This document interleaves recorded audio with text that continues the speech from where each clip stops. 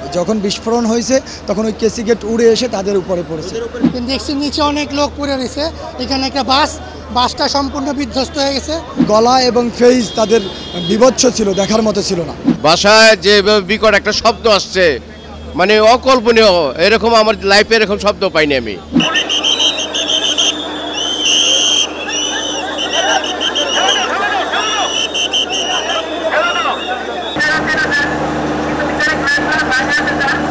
বিষয়টা হচ্ছে যে আপনার এই পাশের ভবনে আমরা দাঁড়ানো ছিলাম, তো হঠাৎ করে বিস্ফোরণ হওয়ার কারণে আমরা পিছনে তাকিয়ে দেখি এখান থেকে ধোঁয়া উঠতেছে এবং প্রায় 80 থেকে 70-80 জন মানুষ রাস্তায় শুয়েছিল।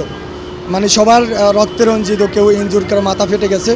তো আমরা সবাই যারা আশেপাশে ছিলাম তারা এসে তাদেরকে গাড়িতে করে নিয়ে গেছি। সবাই পানি পানি বলে চিল্লাচ্ছিল। 8 থেকে 10 মিনিটের মধ্যে ফায়ার সার্ভিস আসছে। তো ফায়ার সার্ভিস আসার আগে আসলে যারা রাস্তায় পড়েছিল তাদেরকে আমরা হসপিটালে পাঠিয়ে দিয়েছি এবং নিচ থেকে এই যে দেখেন ভবনের নিচে আন্ডারগ্রাউন্ড যেটাকে বলে, ওখান থেকে 8 থেকে 9 জনের মরদেহ উদ্ধার করা হয়েছে। তারা কেউ জীবিত নয়, তাদেরকে মানে সবাই থেতলে গেছে আর কি। এই লাশগুলো দেখার মতন। আমি নিজেই শুরু থেকে ছিলাম, যার কারণে দেখতে পেরেছি। ফায়ার সার্ভিসের সাথে সহায়তা করেছিলাম এবং উপরতলা থেকে এবং মাঝের ফ্লোর থেকে 12 থেকে 14 জনের মতো জীবিত উদ্ধার করা হয়েছে। কারো মাথায়, কারো পায়ে, কারো হাতে আঘাত ছিল, তাদেরকে জীবিত উদ্ধার করা গেছে। হ্যাঁ, এখানে সবই ইলেকট্রনিক্সের, এই মার্কেটটা ম্যাক্সিমাম ইলেকট্রনিক্সের দোকান। আশঙ্কাজনক, প্রায় 8-10 জনের আশঙ্কাজনক, কারণ গলা এবং ফেস তাদের বিভৎস ছিল, দেখার মতো ছিল না। কারণ ওই যে তারা যে এভাবে বসা ছিল, তো এই দিক থেকে যে গ্লাসগুলো এসে লেগেছে, কারো চোখ, কারো মুখ, কারো গলা এবং কারো শরীর, এই জায়গাগুলো আঘাত ছিল।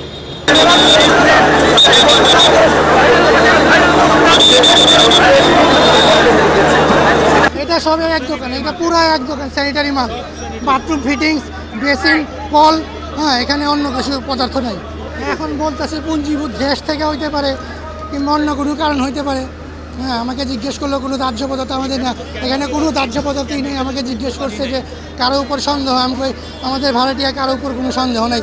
সবাই এখানকার জেনুইন দোকানদার। হ্যাঁ, ওনারা খুব ভালো লোক। এখন বাকিটা আল্লাহ জানে কীভাবে হয়েছে। পরে আমি এখান থেকে দৌড়ে রোডে, আমাদের এখানে ব্যালকনি আছে, আমি ব্যালকনি হাতে আসছি, দেখছি নিচে অনেক লোক পড়ে রয়েছে। এখানে একটা বাসটা সম্পূর্ণ বিধ্বস্ত হয়ে গেছে। তখন আমি মনে করছি বাসে হয়তো বিস্ফোরণ হয়েছে। তখন আমি নামার চেষ্টা করছি, দেখি চোখে কিছু দেখি না, ধুলা আর ধুলা। তখন বাড়ির সবাইকে নিয়ে আমি ছাদে গেছি, 3 তলা থেকে উপরে যত লোক ছিল আমার পিছনে রাস্তাতে নামছি।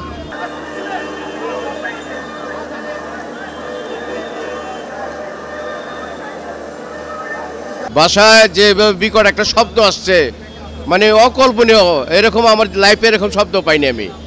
এই শব্দ পাই আমি বাসাতে বাসায় যে বিল্ডিং আছে না, বিল্ডিং সহ হিলাট লেগেছে। মানে ভিতরে কিছু হয়নি, কিন্তু এইখানে যাওয়ার হয়েছে আর কি। আইসা দেখি যে দোকানপাটগুলো সব একেবারে ভূতের বাড়ি হয়ে গেছে আর কি। সেকেন্ডে ভূতের বাড়ি বলার মতন আর কি। আমার বাসা কত 10 গজ দূর হবে ভিতরের দিকে।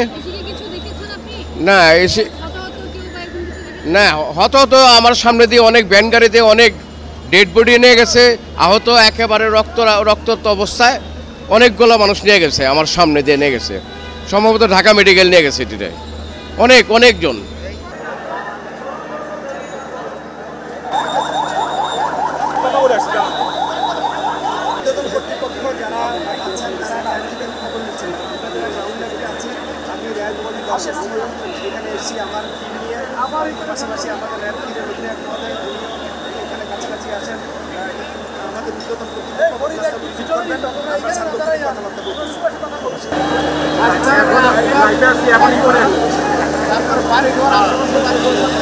সংবাদ, ফিচার ও অনুষ্ঠানের জন্য ভিজিট করুন সংবাদ প্রকাশের ওয়েবসাইট এবং যুক্ত থাকুন ফেসবুক পেজ ও ইউটিউব চ্যানেলের সঙ্গে।